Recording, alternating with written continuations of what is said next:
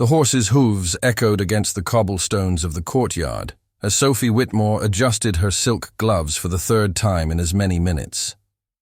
The locomotive's steam was already dissipating in the distance, carrying with it her dreams of a triumphant arrival in London. 3 minutes. Just 3 damned minutes of delay had been enough to miss the train that would take her to her bridal destiny. Damn it. The exclamation escaped her lips before she could contain it, making the coachman turn in surprise. A lady of her standing should never use such language, but at that moment, Sophie didn't care for the social conventions that so constrained her. Richard Pemberton awaited her in London, at his parents' sumptuous residence in the Mayfair district, where the final preparations for the season's wedding were underway, under the supervision of the Countess of Thornfield.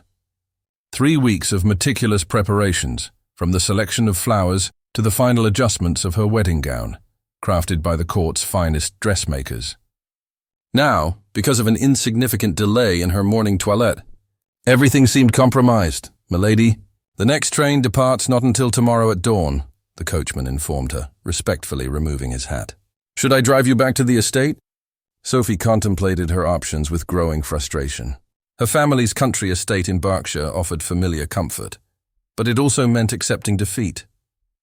Richard would certainly understand the delay, but London high society would not be so benevolent.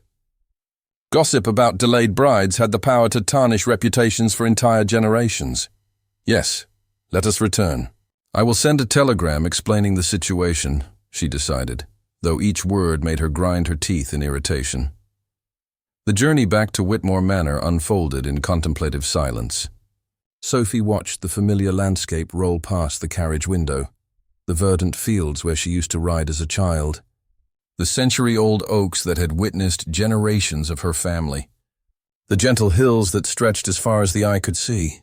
All of it would soon cease to be her home, exchanged for the cosmopolitan life of London as the wife of one of the most influential men in English politics. Richard Pemberton, third son of the Duke of Ashford, had forged his own fortune and prestige through astute investments and strategic political connections. At 32, he possessed an impeccable reputation and brilliant prospects in Parliament.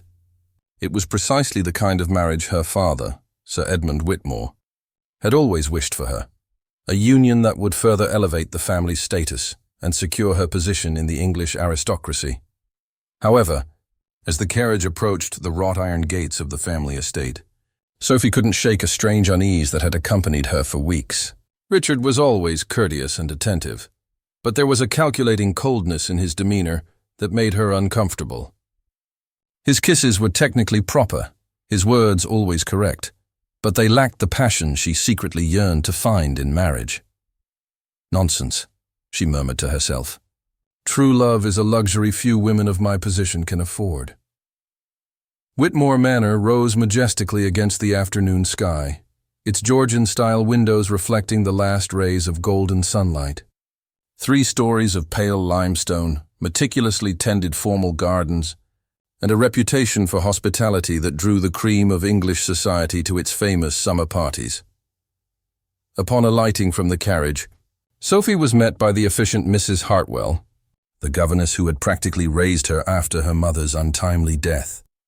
"Lady Sophie, what a surprise to see you back so soon. I thought you would already be in London, preparing for the big day." "A series of misfortunes caused me to miss the train," Sophie explained, handing over her gloves and small ostrich-feathered hat. "I shall depart on the first train tomorrow." "Certainly, milady. Shall I prepare your chambers again, please, and arrange for a telegram to be sent to Mr. Pemberton, informing him of the delay?" Sophie made her way to the main staircase, eager to shed her traveling dress and relax in a hot bath. The day's tension weighed on her shoulders like a leaden cloak. Perhaps a few hours of quiet at home would help her regain her enthusiasm for the imminent marriage. As she ascended the polished mahogany stairs, her footsteps were muffled by the Persian rug that adorned the treads. The house was unusually silent for that time of day. Normally, Sir Edmund would be in his study, dictating correspondence to his secretary, while the servants moved discreetly through the premises, attending to their daily tasks. It was then that she heard voices coming from the drawing room. One of them, distinctly masculine and strangely familiar, made her heart quicken inexplicably. She paused on the landing, trying to identify the owner of that deep, melodious voice that always managed to stir unsettling sensations within her. Patrick Ashworth, the family's solicitor and son of the local rector, a man who managed the feat of being simultaneously appropriate for his social standing and utterly unsuitable for her secret thoughts. Since childhood, Patrick had frequented Whitmore Manor due to the close friendship between his father and Sir Edmund. They had grown up together, shared tutors and childish games, but time and social conventions had gradually erected invisible barriers between them. He, the son of a respected rector but without significant titles or property. She, the heiress of one of the county's most influential families. Still, Sophie had never been able to completely ignore the way Patrick observed her during the rare occasions their paths crossed. There was an intensity in his brown eyes that made her question choices she ought to consider unquestionable. Nonsense, she whispered to herself, continuing towards her chambers. Patrick is merely the family's solicitor. Nothing more. But even as she repeated these words like a mantra, Sophie couldn't forget the feeling of protection and understanding she always experienced in his presence. Unlike Richard, Patrick truly saw her, not merely as a valuable piece in a social game, but as Sophie, with all her contradictions and secret dreams. She finally reached the door to her chambers, determined to dismiss such improper thoughts. In 48 hours, she would be Richard Pemberton's wife, and social duties did not permit romantic daydreams about impossible men. However, as she turned the golden doorknob, Sophie had no idea that the events of the coming hours would completely transform the course of her life, revealing truths that would shake not only her personal convictions, but the entire social structure she believed she knew so well. Fate, it seemed, had very different plans than hers. The silence of her chambers offered little of the comfort Sophie had hoped to find. After dismissing her maid and changing her traveling dress for a blue-gray silk dressing gown, she went to the window overlooking the estate's rear gardens. The sun was beginning its descent on the horizon, painting the sky with golden hues that reflected in the tranquil waters of the small, ornamental lake. Her thoughts inevitably returned to Richard and the explanation she would need to offer for her unexpected absence. She knew him well enough to know that he would receive the news with his usual composure, perhaps even with a discreet relief. Last-minute preparations always left him visibly tense, though he would never publicly admit such a weakness. A soft knock at the door interrupted her reflections. "Come in," she called, expecting to see Mrs. Hartwell with news about the telegram. To her surprise, it was her father who appeared in the doorway, his habitually stern face softened by an expression of genuine concern. "Sophie, my dear, I heard you missed the train to London." Sir Edmund Whitmore still carried the military bearing he had acquired during his years of service to the Crown, but age was beginning to show in the lines around his eyes and the slight stoop of his shoulders. An unfortunate succession of mishaps. "Papa, nothing that cannot be remedied by departing tomorrow." Sir Edmund closed the door behind him and approached, his hands clasped behind his back, a gesture Sophie recognized as a sign that he was grappling with a delicate matter. "There is something I need to discuss with you, something I had been postponing until after the wedding, but perhaps it is better to address it now." Sophie felt a shiver of apprehension run down her spine. Her father's tone of voice suggested matters more serious than simple matrimonial concerns. "What is it about?" "Sit down, please." He indicated the upholstered armchair near the fireplace, where small flames danced cheerfully. "It concerns the family's financial affairs and how they relate to your marriage." Sophie obeyed, though a part of her preferred to remain standing, ready to face whatever came next. "Patrick Ashworth was here this afternoon to discuss some documents related to your matrimonial dowry," Sir Edmund began, choosing his words with evident care. "During our conversation, certain complications came to light." "What kind of complications?" "The estate of Thornfield Manor, which we promised as part of your dowry, faces some unexpected legal issues. A distant cousin of the late Lord Thornfield has emerged with claims to the inheritance. Patrick is investigating the legitimacy of these claims, but the process could drag on for months." Sophie frowned, trying to grasp the full implications of the revelation. Thornfield Manor was a substantial estate in the neighboring county, ownership of which had come to the Whitmore family through her grandmother's marriage to the last Lord Thornfield. The estate represented a significant portion of her dowry, and its absence would certainly affect the matrimonial negotiations. Is Richard aware of this situation? Not yet. Patrick suggested we wait until we have more clarity on the legal aspects before informing the Pembertons. We don't want to cause unnecessary alarm should the claims prove unfounded. But what if they are legitimate? Sir Edmund sighed deeply, revealing a weariness he rarely allowed others to observe. In that case, we will need to renegotiate the terms of the marriage settlement. Richard is a practical man, Sophie. He will understand that legal matters are part of family business. But he might decide that a bride with a diminished dowry does not serve his interests, Sophie completed, feeling a strange mixture of apprehension and something that might have been relief. I would not phrase it so crudely, but I recognize that the situation introduces undesirable complexities. Sophie rose and walked to the window again, watching the shadows lengthen across the gardens. The irony of the situation was not lost on her. On the very day her delay had prevented her from reaching London as planned. Legal issues threatened to further complicate her matrimonial future. "Where is Patrick now?" she asked, surprised by the naturalness with which the question arose. "Still in my study, reviewing historical documents concerning the Thornfield estate." He brought several volumes from his father's library, seeking legal precedents that might strengthen our position. Sophie nodded, though her thoughts were far from the legal complexities. Patrick's presence in the house stirred an uneasiness within her that she preferred not to examine too closely. Should I postpone the wedding until the situation is resolved? The question came out more hopeful than she intended, and Sophie quickly tried to temper her tone. Not necessarily. Patrick believes he can have definitive answers within a few weeks. If the claims prove unfounded, nothing will change. If they are legitimate, we will deal with the consequences then. And what if Richard decides it's not worth the risk?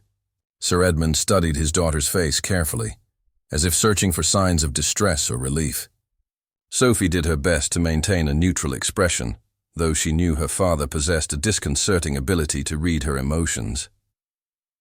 Richard Pemberton is an honorable gentleman, Sophie. I am sure that any decision he makes will be based on considerations that go beyond mere financial calculations. Sophie doubted this optimistic assessment, but kept her reservations to herself. She had known Richard long enough to understand that he rarely made decisions based on feelings, always preferring the cold logic of costs and benefits. "I would like to speak with Patrick about the legal details," she said, trying to sound casual. "Certainly. He mentioned he would like to discuss some aspects of the case with you, as you are directly affected by the results. But perhaps it would be better to wait until tomorrow morning. The young man has been working since dawn." Sophie nodded, though a rebellious part of her wanted to go down to her father's study immediately. The prospect of seeing Patrick again, especially in circumstances that placed them as allies against a common problem, stirred an excitement within her that she knew was entirely inappropriate. "Is there anything else I should know?" she asked. "For now, no. Patrick is extremely competent in legal matters, Sophie. If there is a solution to this impasse, he will find it." After her father withdrew, Sophie remained by the window as the last lights of day slowly faded. The estate sank into evening tranquility, with only the distant calls of night birds breaking the silence. Her reflections were interrupted by the sound of footsteps in the outer corridor, followed by the characteristic creak of her father's study door opening and closing. Patrick was likely withdrawing after long hours of meticulous work. Sophie found herself imagining what he would look like. His dark hair, probably disheveled from his habit of running, his hands through it when concentrating, his shirt sleeves rolled up, his reading glasses resting on the tip of his nose as he examined old documents. She shook her head vigorously, trying to dismiss such thoughts. In less than 48 hours she would be in London, preparing to become another man's wife. Fantasies about Patrick Ashworth had no place in her reality. However, as she prepared for a night's sleep that she suspected would be restless, Sophie couldn't ignore the growing feeling that the day's events, the missed train, the legal complications, Patrick's unexpected presence in her home were pieces of a larger puzzle, the final design of which still remained hidden in the shadows of fate. The clock on her bedside table read almost 10 o'clock when Sophie finally lay down, but sleep stubbornly refused to come. Outside, night enveloped Whitmore Manor in its silent embrace, guarding secrets that would soon be revealed in the relentless light of the following day. Morning arrived with a pale luminosity that filtered through the damask curtains, waking Sophie from a fragmented sleep filled with confused dreams. She had dreamed of Patrick, his brown eyes observing her with an intensity that made her blush even in unconsciousness. In the dream, he held her hand as they walked through the estate gardens, whispering words she couldn't recall upon waking, but which left a persistent warmth in her chest. She sat up in bed, running her hands through her disheveled hair as she tried to organize her thoughts. In a few hours, she would again be on her way to London, where Richard awaited her for the final wedding preparations. The legal issue concerning Thornfield Manor remained like a dark cloud on the horizon, but there was no reason to postpone her matrimonial plans due to uncertainties. A discreet knock at the door announced the arrival of Mary, her personal maid, carrying a tray with tea and toast. "Good morning." "Milady, Mrs. Hartwell asked me to inform you that Mr. Ashworth has requested a private audience with you. When it is convenient." Sophie felt her heart quicken involuntarily. "Is Patrick still here?" "Yes, milady. He spent the night in Sir Edmund's study, working on the legal documents." Mrs. Hartwell sent for one of the guest rooms to be prepared, but Mr. Ashworth preferred not to withdraw from his duties. The image of Patrick working through the night, surrounded by dusty volumes and ancient papers, stirred an unexpected wave of tenderness in Sophie. She had known his meticulous dedication since childhood, even when they played in the gardens. He had always shown a peculiar seriousness for his age, as if carrying invisible responsibilities on his young shoulders. "Inform Mr. Ashworth that I will receive him in the library in an hour," she decided, trying to maintain a professional tone that did not reflect the growing agitation within her. After her bath and toilette, Sophie chose a simple but elegant light green muslin dress, appropriate for a morning at home. She deliberately avoided the temptation to choose something more elaborate. After all, it was merely a discussion about legal matters, nothing that warranted excessive vanity. Whitmore Manor's library occupied an entire side of the ground floor, its walls covered by oak shelves that rose from floor to ceiling, filled with volumes that 3 generations of the family had collected. It was an environment that had always soothed her, with its characteristic aroma of old leather and aged paper. But that morning she felt strangely nervous as she awaited Patrick's arrival. He appeared punctually, and Sophie had to suppress a sigh upon seeing him. His dark hair was slightly disheveled, confirming her suspicions about his habit of running his hands through it during moments of concentration. The impeccable white shirt from the previous evening showed signs of a night of intense work, and there was a shadow of stubble that gave him a disturbingly attractive masculine air. "Lady Sophie," he greeted her with a respectful bow, though his brown eyes studied her with a familiarity that transcended social formalities. "I apologize for disturbing you so early, but there are important developments you need to know before you depart for London." "Certainly, Patrick." "Please sit down." She indicated one of the leather armchairs near the fireplace, where a few embers still crackled softly. "I understand you spent the night working on the Thornfield Manor documents." "Indeed. And I have uncovered information that could significantly alter the situation." Patrick settled into the armchair, opening a leather folder he had brought with him. "The cousin who is claiming rights to the estate possesses in fact no legal legitimacy. His ancestors were explicitly excluded from the line of succession by a will registered in 1798. Sophie felt immediate relief. "So my dowry remains intact?" "Not exactly." Patrick's expression became more serious.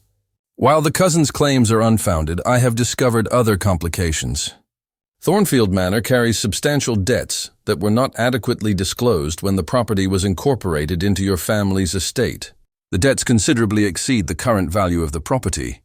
Sophie's relief quickly turned into apprehension. "What does this mean in practical terms?" "It means that Thornfield Manor, instead of being a valuable asset in your dowry, actually represents a significant liability."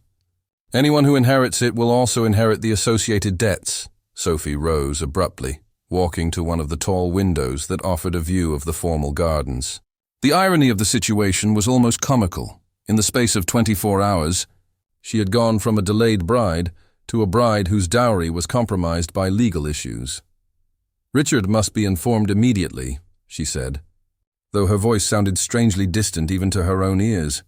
"Certainly, but there are other considerations I would like to discuss first."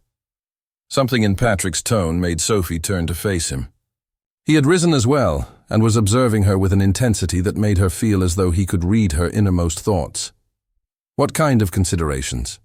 Patrick took a few steps closer, maintaining a respectable distance but reducing the space between them such that Sophie could perceive the subtle scent of his cologne mixed with the smell of old paper that clung to his clothes. "Sophie," his voice softened, abandoning formalities, "I need to ask you something I perhaps have no right to ask." "Go on. Are you truly happy with your choice of marriage?" The question hit Sophie like a bolt from the blue.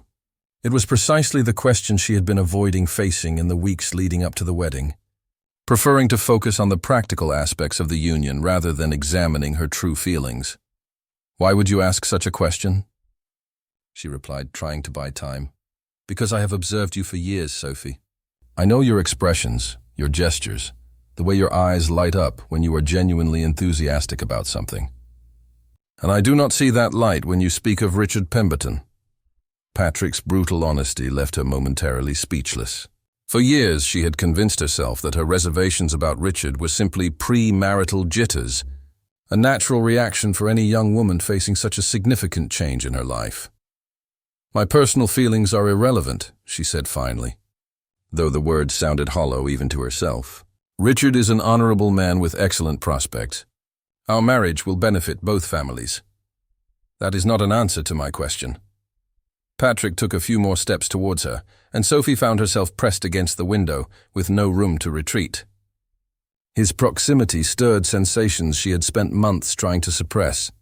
The desire to touch his face, to discover if his lips were as soft as they appeared, to lose herself in the intensity of those brown eyes that always seemed to see her in a way no one else could. "Patrick, this is highly improper," she whispered, though her voice lacked conviction. "Perhaps, but some truths are too important to be silenced by social conventions." He raised one hand, hesitating for a moment before delicately touching her face. "Sophie, I have been hopelessly in love with you for years. I kept silent because I respected your position, your family, your choices. But now, on the eve of your wedding, I cannot let you leave without knowing the truth." The touch of his hand on Sophie's face sent waves of heat through her entire body. It was wrong. It was scandalous. It was everything a lady of her standing should not permit. But it was also the truest sensation she had experienced in months. "Patrick." Her voice faltered as he leaned slightly towards her. "Tell me you feel nothing, and I will depart immediately for London, where I will inform Richard about the issues concerning Thornfield Manor. But if there is even a small part of you that questions this choice of marriage—" Sophie closed her eyes, fighting the temptation to surrender to that moment of absolute social impropriety. When she opened them again, Patrick was observing her with a vulnerability she had never seen before, as if his heart was completely exposed, awaiting her acceptance or destruction. "I cannot," she whispered, though every fiber of her being cried out otherwise. "I cannot simply abandon assumed commitments, family expectations, my duty, and your happiness." "Does that not count?" The question echoed in the silent library like a challenge to everything Sophie had been taught to value. Happiness was, indeed, a luxury few women of her position could afford. But there, in the golden morning, with Patrick so close that she could feel the warmth of his body, such a luxury suddenly seemed within her grasp. Before she could form a reply, the sound of footsteps in the corridor announced someone's approach. Patrick immediately recoiled, assuming a professional demeanor, while Sophie tried to regain her composure. The library door opened, revealing Sir Edmund with a worried expression. "Patrick, Sophie, good to find you together. I have just received an urgent telegram from London that changes everything." The telegram trembled in Sir Edmund's hands as he reread the words he had just spoken aloud. Sophie felt the blood drain from her face, while Patrick remained motionless, as if the words had not yet fully penetrated his understanding. Richard. And Julia? Sophie repeated, her voice coming out as an incredulous whisper. How long? The telegram does not provide specific details, Sir Edmund replied, his voice laden with a controlled fury Sophie had rarely witnessed. It merely states that they were discovered by Lady Pemberton in compromising circumstances. The scandal is already spreading through the drawing rooms of Mayfair. Sophie walked slowly to one of the leather armchairs and collapsed into it, feeling her legs give way.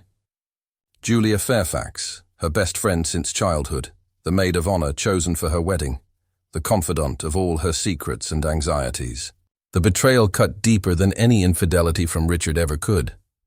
Julia was staying at the Pembertons' residence, she murmured, the pieces of the puzzle fitting into place in her mind with painful clarity. I had invited her to help me with the final preparations. Patrick approached cautiously, his brown eyes reflecting a mixture of indignation on her behalf and something that might have been relief. He knelt before the armchair where Sophie remained seated, his hands finding hers with a gentleness that made her want to weep. Sophie, I am deeply sorry. I know how much Julia meant to you. Meant, she repeated, testing the past tense, as if it were a foreign language. It's strange how one word can change the entire meaning of years of friendship. Sir Edmund folded the telegram with precise movements, his military training evident in the way he organized his thoughts even amidst the crisis. Naturally, the wedding is cancelled. I will send an immediate reply stating that the Whitmore family considers all matrimonial engagements terminated due to the circumstances revealed. And the scandal? Sophie asked, though part of her already knew the answer. How will London society react? It depends entirely on how the situation is presented, Patrick interjected, his voice taking on the professional tone Sophie recognized from their legal discussions. If we are clever, the scandal will fall entirely upon Richard and Julia. You will be seen as the innocent party, betrayed not only by your fiancé, but by your closest friend. Society may well sympathize with your position. Sophie looked at him with a gratitude that went beyond words. Even in the midst of the shock and humiliation, Patrick thought to protect her, to minimize the damage the scandal could cause to her reputation. And what if society decides that a jilted bride is damaged goods? She asked, verbalizing one of her greatest fears. Women have been ruined for much less. Then, London society will have missed the opportunity to know one of the most extraordinary women who ever existed. Patrick replied with a conviction that surprised her. Sir Edmund observed the interaction between the two with a thoughtful expression that Sophie couldn't quite decipher. There was something in his eyes that suggested he was viewing the situation from a different perspective. There is another aspect to consider, he said slowly. The breaking of the matrimonial engagement might in fact be a blessing in disguise. The financial issues related to Thornfield Manor would have significantly complicated the marriage. Now we have time to resolve these matters without external pressure. Sophie could barely focus on the financial implications when her personal life had just collapsed. The image of Richard and Julia together insisted on appearing in her mind, bringing alternating waves of anger, humiliation, and, surprisingly, a relief she hesitated to acknowledge. I need air, she announced abruptly, rising from the armchair. I'm going to walk in the gardens. Sophie, perhaps it would be better. Sir Edmund began. Please, Papa, I need a few moments to process all of this. Patrick rose as well, his eyes never leaving her face. May I accompany you? Not as the family's solicitor, but as a friend? The word friend hung in the air between them, laden with unspoken meanings. Sophie nodded, grateful not to have to face the whirlwind of emotions that assailed her alone. The formal gardens of Whitmore Manor stretched out in perfect geometries, their hedges trimmed with military precision, creating paths that led to ornamental fountains and pergolas covered with climbing roses. The morning sun filtered through the foliage, creating patterns of light and shadow that danced gently with the breeze.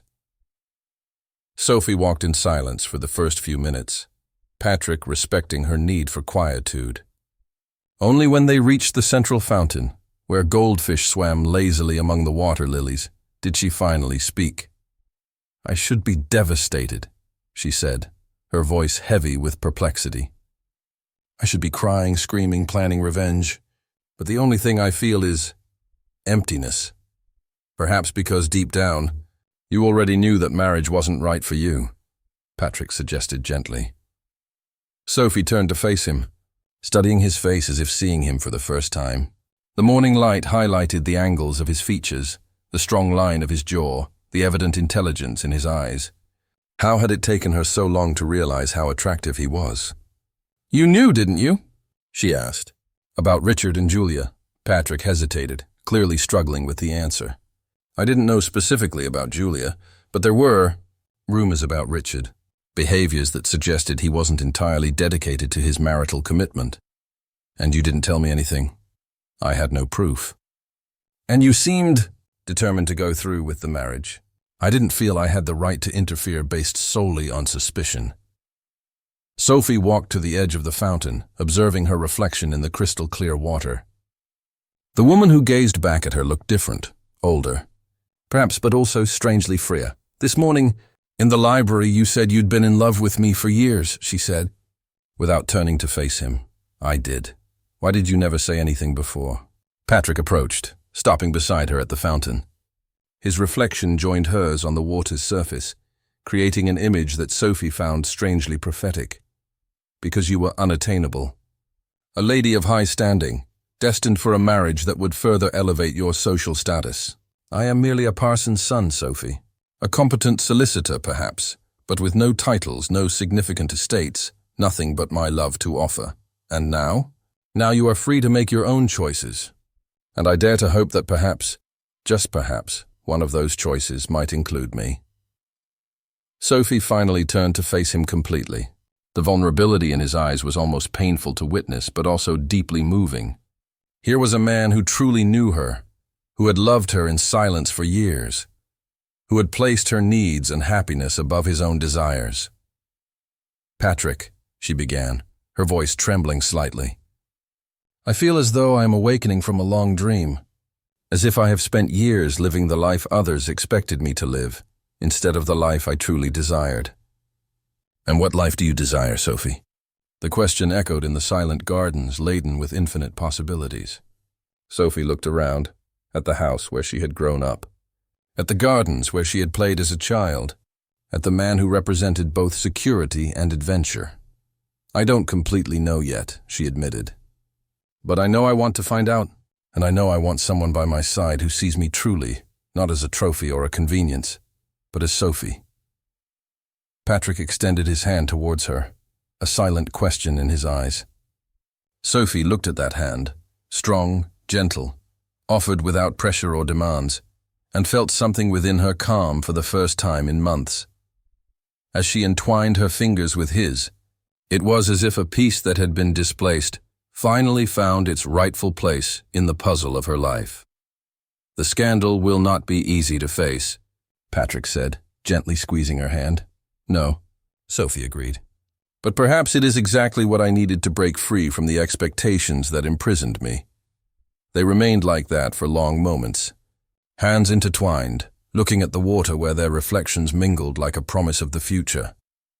The scandal in London seemed distant, less important in the face of the possibility of genuine happiness that Sophie had never dared to imagine. The sun had reached its zenith when Sophie and Patrick returned to the manor, still holding hands in a display of intimacy that would have scandalized any observer of London society. Yet, in the quiet gardens of the family estate, surrounded only by the singing of birds and the gentle murmur of the fountains, such a gesture seemed the most natural thing in the world. Sir Edmund awaited them in the library, his expression revealing that he had come to some conclusions during their absence. On his desk, stacks of letters and telegrams suggested that news of the London scandal was already beginning to spread through aristocratic social channels. "Sophie, my dear, we have received further information about the situation," he announced, gesturing for them to approach. "Lady Pemberton has sent a detailed letter explaining the circumstances of the discovery." Sophie released Patrick's hand reluctantly, mentally preparing herself to hear the sordid details that would certainly accompany any scandal of this magnitude. She settled into one of the armchairs, while Patrick remained standing beside her, in a protective stance that did not escape Sir Edmund's notice. The discovery occurred last night. During an intimate dinner, Lady Pemberton was hosting for a few close friends. Sir Edmund began, consulting the letter with a grave expression. Upon searching for Richard to introduce him to her guests, she found them in the private library of the residence, in a situation that left no doubt as to the nature of their relationship. Sophie closed her eyes briefly, imagining the scene. The Pemberton Library, where she herself had spent several pleasant afternoons discussing literature with Richard, transformed into the setting of her public humiliation. Lady Pemberton reacted with the dignity expected of a lady of her position, Sir Edmund continued. She withdrew silently, but not before two of her guests witnessed the situation. Unfortunately, one of them was Lady Ashford, whose reputation as a gossip-monger is well known throughout London. Patrick emitted a sound of disapproval. Lady Ashford will ensure that all of London society knows the details before nightfall. Precisely. However, there are positive aspects to how events unfolded. Sir Edmund folded the letter carefully. Richard and Julia were immediately expelled from the Pemberton residence. Lady Pemberton made it clear in her correspondence that she considers our family entirely innocent of any impropriety, and that her indignation is directed entirely at the behavior of her son and his companion. Sophie felt a pang of pain upon hearing Julia referred to in such a disparaging manner, but acknowledged that her former friend had chosen her path by betraying not only marital trust, but also years of sincere friendship. "Where are they now?" she asked, surprised to feel more curiosity than anger. According to Lady Pemberton, Richard has rented a set of rooms in a less respectable area of the city. Apparently, he intends to wait for the scandal to subside before making any definitive decisions about his future. "And Julia?" She accompanied him naturally. "I doubt her family will receive her back after such a public scandal." Patrick approached the desk, examining some of the other telegrams that had arrived. "Is there any further correspondence related to the situation?" "Several letters of condolence and support," Sir Edmund confirmed. Lady Worthington, Lady Blackstone, even the Duchess of Marlborough sent expressions of sympathy. "It appears that society's initial reaction is favorable to our position." Sophie rose and walked to the window, observing the gardens where she had discovered a new perspective on her own life just hours before. The idea of being an object of social sympathy did not particularly appeal to her, but she recognized that it was infinitely preferable to being considered guilty or shamed. "Is there anything else we should know about the social implications?" Patrick asked, naturally assuming the role of the family's legal counsel. "Indeed, yes." Sir Edmund hesitated for a moment, as if carefully weighing his next words. "Lord Pemberton, Richard's father, has sent a private letter requesting a private meeting with me in London.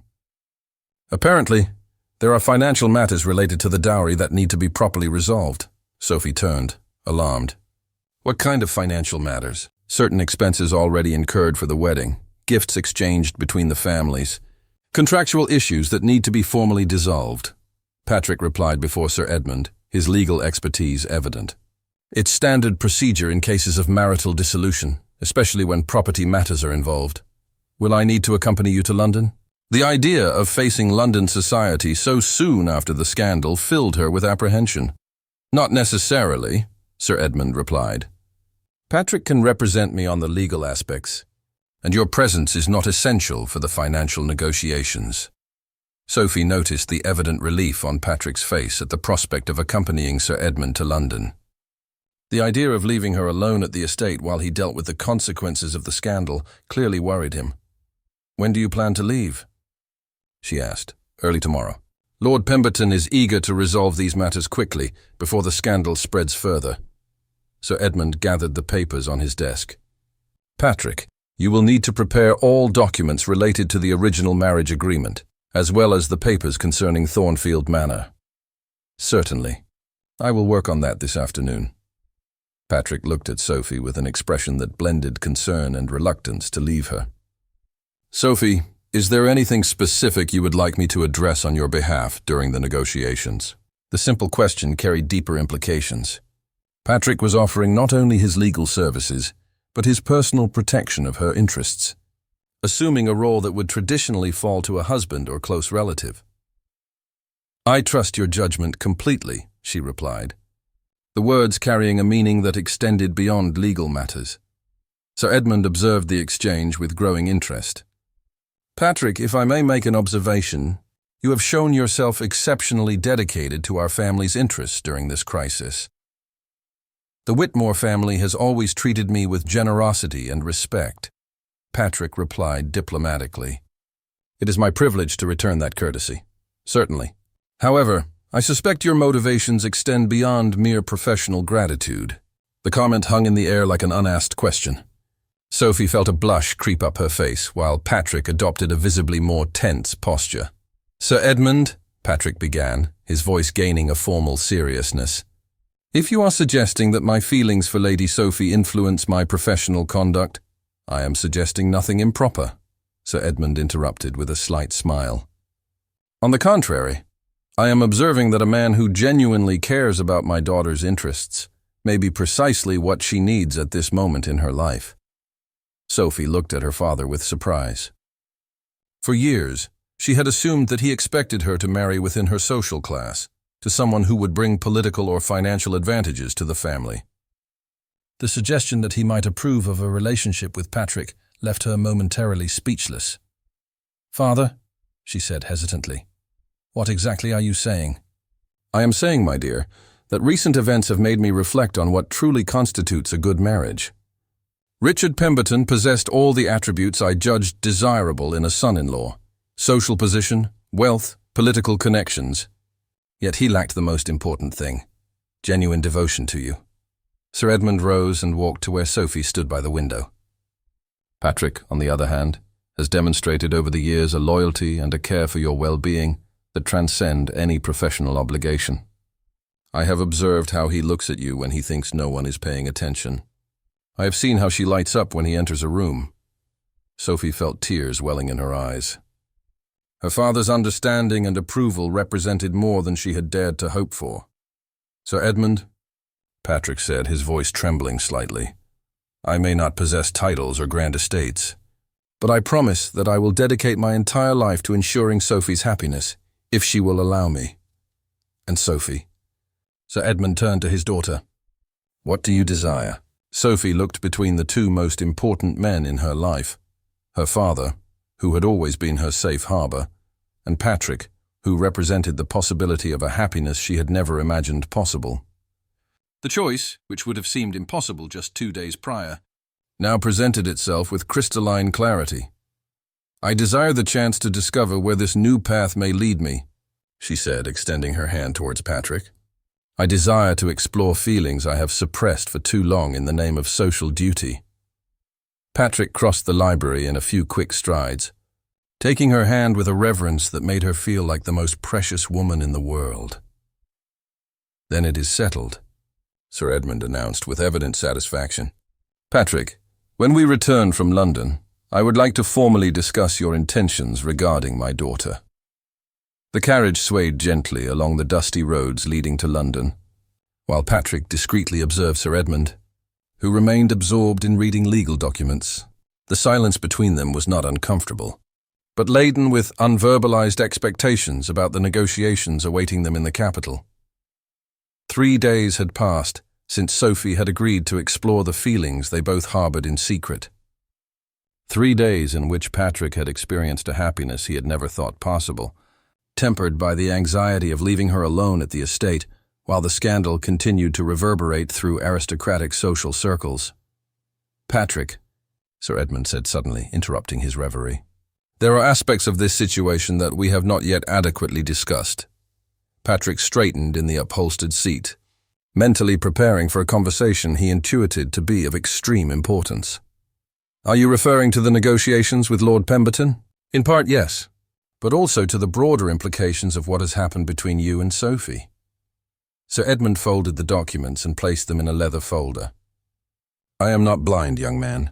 I saw how you looked at each other during our last conversation in the library." Patrick felt a blush creep up his face, but he held his gaze firm. "Sir Edmund, I can assure you that my conduct regarding Lady Sophie has always been respectful and appropriate. I am not questioning your conduct.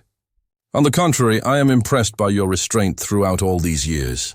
Few men would have managed to keep such intense feelings silent for so long. Sir Edmund's frankness surprised him. Patrick had prepared to defend his feelings and intentions, not to receive acknowledgement for the discretion he had maintained. Sophie was always unattainable to me, he admitted. A lady of her social standing, destined for marriages that would further elevate the family's status. I never presumed to have the right to express feelings that could compromise her socially. And now? What has changed? Patrick contemplated the question for a few moments, observing the rural landscape that passed by the carriage window. Verdant fields punctuated by stone cottages, flocks of sheep grazing peacefully. Rural England in all its pastoral beauty. What has changed is that Sophie has freed herself from the chains of social expectations that imprisoned her. For the first time, she can choose based on her own desires, not on family ambitions or societal pressures. And you believe she would choose you. The question cut directly to the heart of Patrick's secret fears. During the past few days, he had observed encouraging signs in Sophie's behavior, the way her eyes lit up when he entered a room, how she sought his company during walks through the gardens, how her hands trembled slightly when he held them. But the transition from a life of aristocratic privilege to the more modest existence he could offer represented a considerable sacrifice. I hope so. But I recognize that it would be a significant adjustment for her. My estate in Hampshire is comfortable, but modest compared to the luxury to which she is accustomed. My income as a solicitor is respectable, but it does not allow for the kind of grand social life she has always known. Sir Edmund leaned slightly forward, his eyes studying Patrick with intensity. Let me tell you something about my daughter that you may not know. For years, I observed Sophie participate in the social rituals expected of a young woman of her position.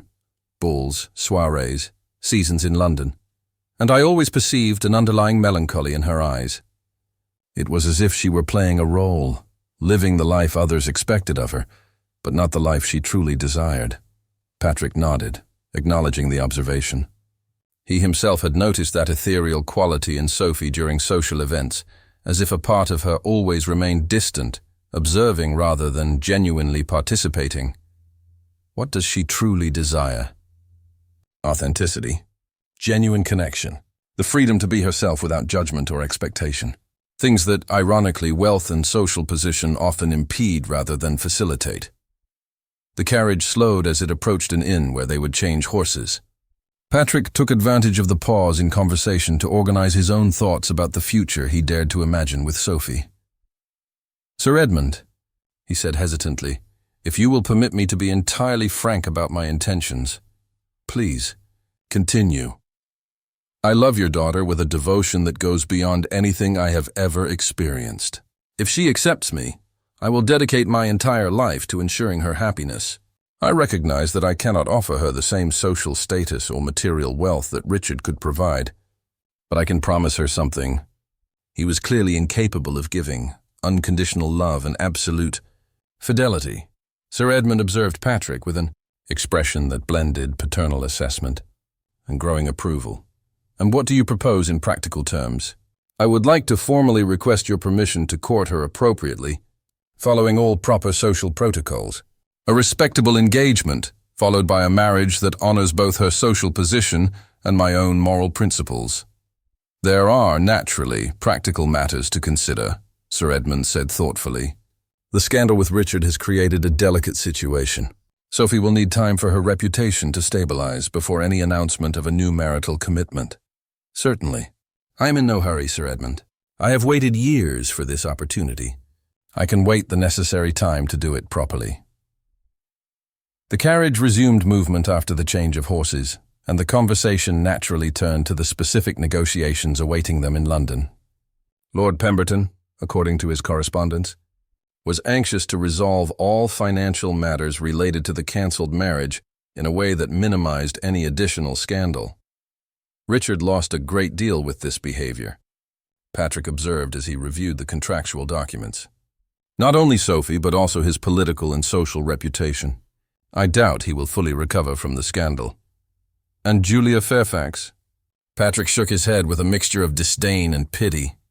A young woman who exchanged an impeccable reputation and respectable marital prospects for a passion that will likely prove temporary. Richard is not known for his constancy in relationships. Sophie was more hurt by Julia's betrayal than by Richard's, Sir Edmund commented. That tells me a great deal about the nature of her feelings for her former fiancé. She never truly loved him, Patrick agreed. She respected him, certainly, and was prepared to fulfill her marital duties. But the genuine passion that should exist between husband and wife was missing. The afternoon was advancing when they finally sighted the first buildings on the outskirts of London. The city stretched before them like a living organism, smoke from industrial chimneys mingling with the elegant spires of aristocratic districts. Patrick felt a pang of nervousness as they approached their destination. The next few hours would determine not only the resolution of Sophie's financial matters, but also establish his own position as a future suitor for her hand. Patrick, Sir Edmund said as the carriage made its way towards the Mayfair district, there is something you need to understand about today's negotiations.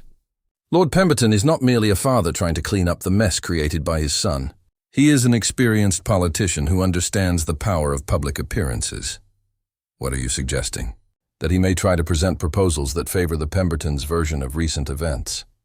Our role is to ensure that the truth is preserved and that Sophie's reputation remains untarnished.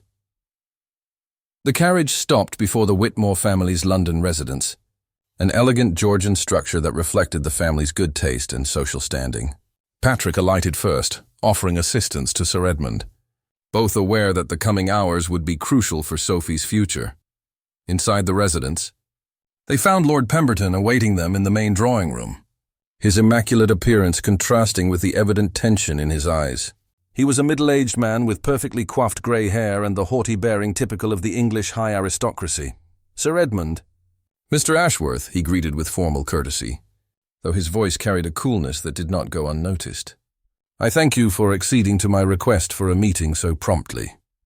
Lord Pemberton, Sir Edmund replied with equal formality. We recognize the importance of resolving these matters in a manner that preserves the dignity of all families involved. The negotiations that followed were a delicate exercise in social diplomacy and legal maneuvering. Lord Pemberton, clearly instructed by his own solicitors, repeatedly attempted to minimize Richard's responsibility for the events, suggesting that the unfortunate circumstances had resulted from misunderstandings between imprudent young people. Patrick, however, maintained an unyielding stance on the facts. The documents he had prepared meticulously detailed the chronology of events, including testimonies from Lady Pemberton and her guests about what exactly had been discovered in the library. With all due respect, Lord Pemberton, Patrick said during a particularly tense moment of the negotiations, we cannot allow Lady Sophie's reputation to be sullied by suggestions that she had any knowledge of or responsibility for the events in question. I'm certainly not suggesting such a thing, Lord Pemberton replied, though his tone suggested quite the opposite. Then we are in agreement that any public statement regarding the cancellation of the marriage will make it clear that Lady Sophie was an innocent victim of a double betrayal. Patrick continued relentlessly. The tension in the room was palpable, but Patrick did not back down. This was the moment to prove his devotion to Sophie not only through romantic words, but through concrete actions that would protect her honor and future. When they finally reached a satisfactory agreement, Patrick felt a mixture of relief and anticipation. The way was clear for Sophie to begin a new life, free from the complications of the past and open to the possibilities of a future they could build together. The journey back to Berkshire could not begin soon enough. The afternoon sun gilded the gardens of Whitmore Manor when Sophie spotted the familiar carriage approaching through the wrought iron gates. Her heart quickened involuntarily. 3 days had felt like an eternity since Patrick and her father had departed for London, leaving her alone with her turbulent thoughts and the growing certainty that her life had taken an entirely new direction.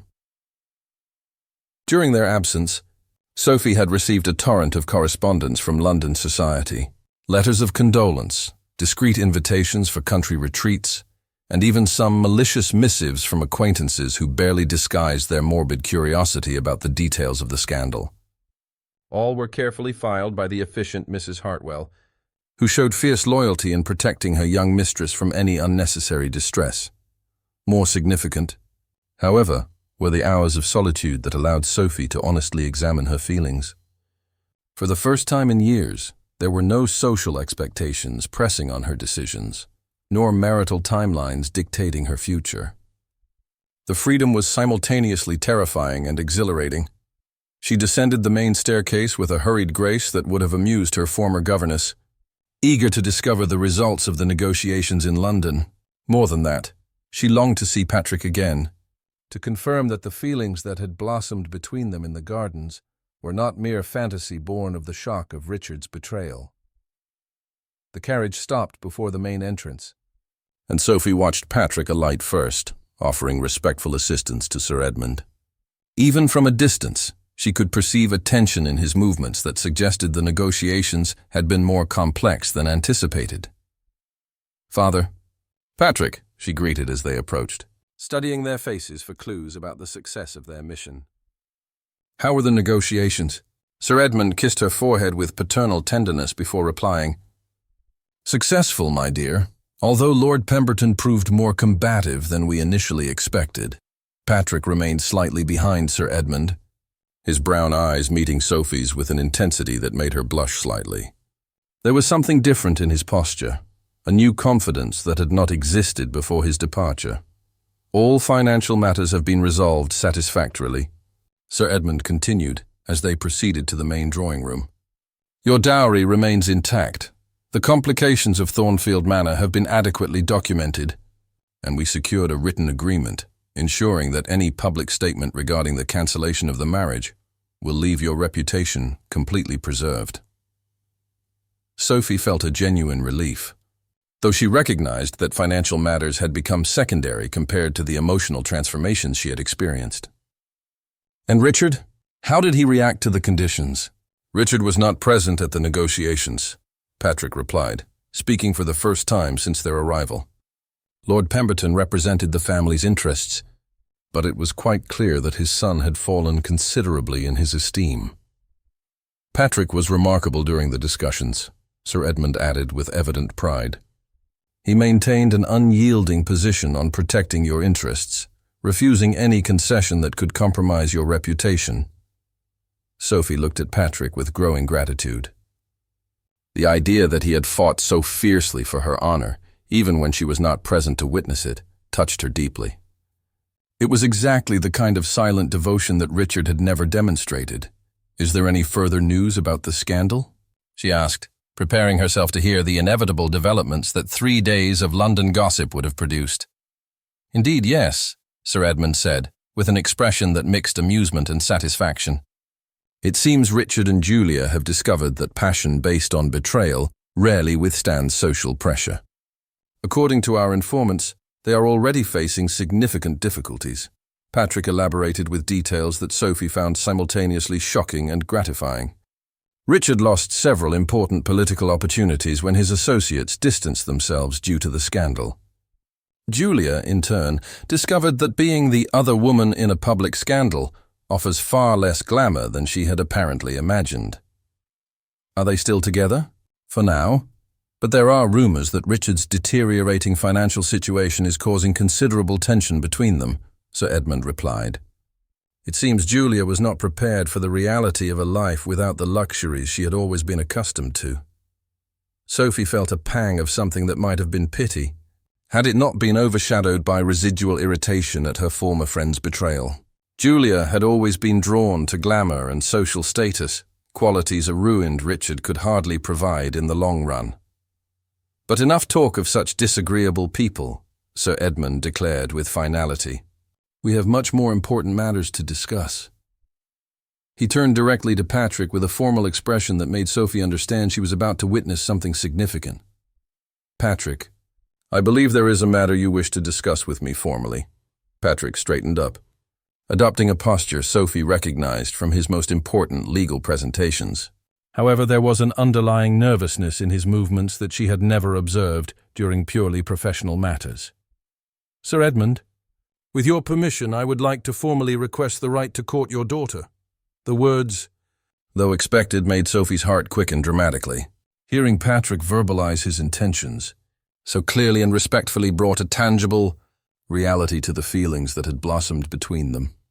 I fully understand that recent circumstances make the situation delicate, Patrick continued, his words carefully chosen. I am prepared to wait the necessary time for Lady Sophie's reputation to fully stabilize before any public announcement of our understanding. Sir Edmund adopted a solemn expression that fooled no one. Sophie could see approval and satisfaction shining discreetly in his eyes. Patrick Ashworth, you are a man of impeccable character, recognized professional integrity, and have demonstrated genuine devotion to my daughter's happiness over many years. It would be an honor to have you as a member of our family. Sophie felt tears of happiness threaten her eyes. Her father's enthusiastic approval removed the last obstacle to the happiness she had barely dared to imagine possible. However, Sir Edmund continued with a mischievous smile, the final decision naturally belongs to the lady in question. Sophie, do you accept Mr. Ashworth's formal courtship? All eyes turned to her, but Sophie was only conscious of Patrick's intense gaze, awaiting her answer with a moving vulnerability. Here was a man who truly knew her, who had loved patiently for years without expectation, who had fought for her honor when she was not present to defend herself. I accept, she said simply, the words carrying the weight of a decision that would completely change the course of her life.